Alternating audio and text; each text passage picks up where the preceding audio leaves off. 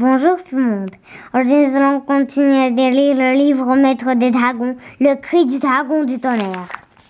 Chapitre 6. Un combat dans le ciel. En les voyant, Jérôme panique. Non, Rory, lance-t-il. Trop tard.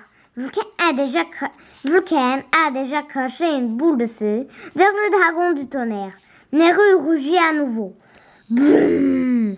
Des rayons d'énergie violette entourent maintenant Kiko et Neru. Énorme boule de feu rebondit contre le bouclier et tombe sur le sol. L'herbe s'enflamme. Beau remonte sur fou et l'atterrage qui la retient du carrosse.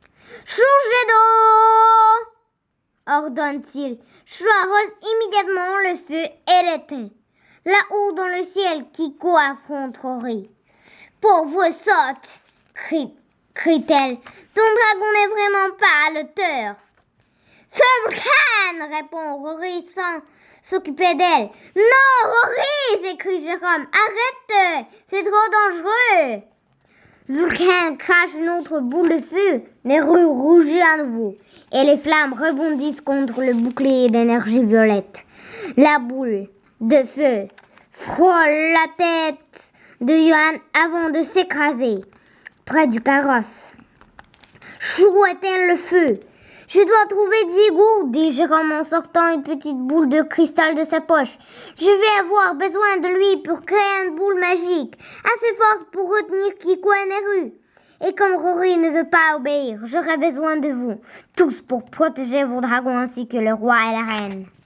Anna dit quelques mots à Elia. Le dragon du soleil file immédiatement vers le château, traînant la carrosse.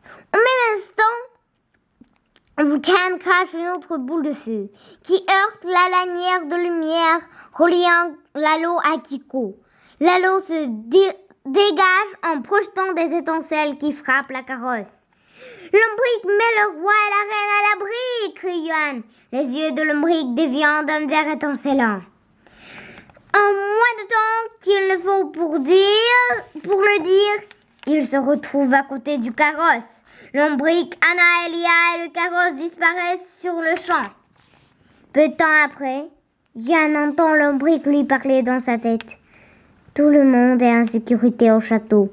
Au-dessus de lui, le bébé dragon effrayé continue de virevolter en rond, tout en projetant des étincelles. Yann perçoit un son. Il se retourne et constate que c'est Zera. Elle chante d'une voix douce et apaisante.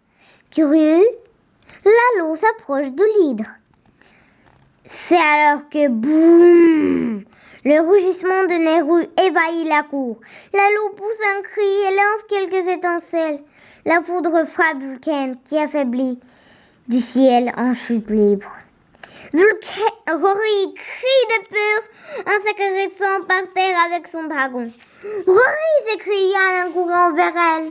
Belle et forte, se moque Kiko en regardant de haut. Dommage, tu ne serais jamais une véritable guerreur. Durer. Jérôme ne t'enseignera jamais que tu es vraiment le pouvoir. Ça suffit, Kiko, crie Jérôme en pointant le doigt vers elle. Une grosse bulle se forme. Ta magie stupide ne m'arrêtera pas, lui crie Kiko. Ces dragons me suivront. Au revoir.